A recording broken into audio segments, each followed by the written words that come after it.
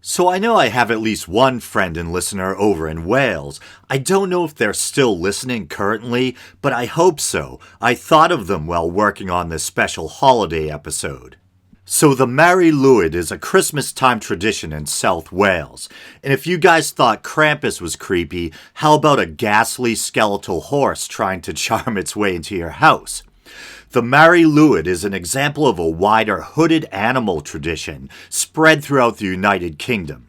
Other examples include a custom known as hoodening in Kent, the Broad of the Cotswolds, and Old Tup and Old Horse in northeastern England. A key common feature being the inclusion of a kind of hobby horse, carried by an individual concealed under a sheet or sackcloth. In the case of the Mari Lwyd, an actual horse's skull, although sometimes a wood or paper head is used as a stand-in, is mounted on a pole and decorated with ribbons, and sometimes beads or bits of glass are used for the eyes, and the jaw may or may not be configured to open and close.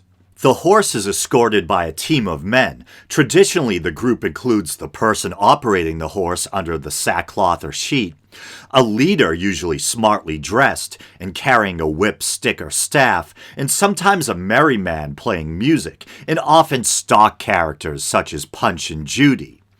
The group would set out around dusk, going door to door until late in the evening, trying to sing their way into each home, with the inhabitants, as required by custom, denying the group entry, also through the medium of song. The two sides then go back and forth until the homeowner, running out of excuses, invites the group in for food and drink.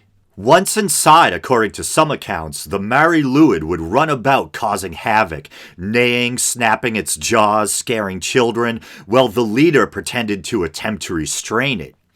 20th century folklorist, poet, and scholar Lwyd Pete believed that, at least in recorded examples from Glamorgan, the custom had eventually become indistinguishable from wassailing, although noting that sometimes wassailing took place without the presence of the Mari Lwyd.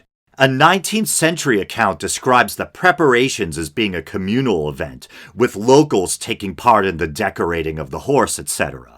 It appears that the etymology of the term Mari Lwyd is still a matter of scholarly debate.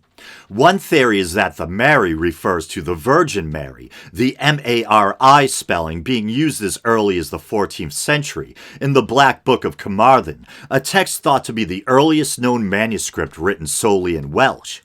It's been suggested by at least one person, David Jones, that the custom's origins may have been Christian, and the Mari Lwyd itself may have represented the ass ridden by the Holy Family during festivities commemorating the flight into Egypt.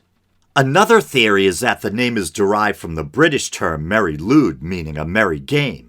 But Lwyd Pete has dismissed this explanation, suggesting that the term translated into Welsh would most likely bear a different spelling. The more widely accepted explanation is that Mari Lwyd simply means grey mare, Lwyd the usual Welsh word for grey, and Mary possibly being a variant of the English mare. Some have suggested that the custom has pre-Christian origins. Folklorist Ellen Ettlinger suggested the Mari Lwyd represented a kind of quote-unquote death horse, thusly explaining the utilization of the white shroud. She thought it may have been part of a Celtic Samhain ritual. The idea that the Mari Lwyd has pagan roots has lost steam due to a lack of evidence. The more widely and more mundane explanation is that its origins stem from the popularity of hobby horses among the social elite in the 17th century. In this context, hobby horse refers to horse-like costumes worn by individuals taking part in seasonal customs, processions, or observances, especially May Day observances, mummers' plays, and Morris dances of England. This theory seems to be backed up by the lack of late medieval references to the custom and its wide dispersal throughout Britain. It's interesting to note that in the case of hoodening in Kent, it was suggested that the word hooden may have come from the word Woden, the name of the chief deity in the Germanic pantheon. But the more mundane explanation is that hooden simply refers to the hood or sheet worn by the person masquerading as the animal. Like the Mary Lwyd, it's now thought that the hooded animal tradition in general may have its roots in the hobby horse customs of the 17th century. The tradition died down during the early through mid-20th century, in part due to opposition from the clergy and changing social norms, but it saw a revival in the mid to latter part of the century, although in somewhat different forms.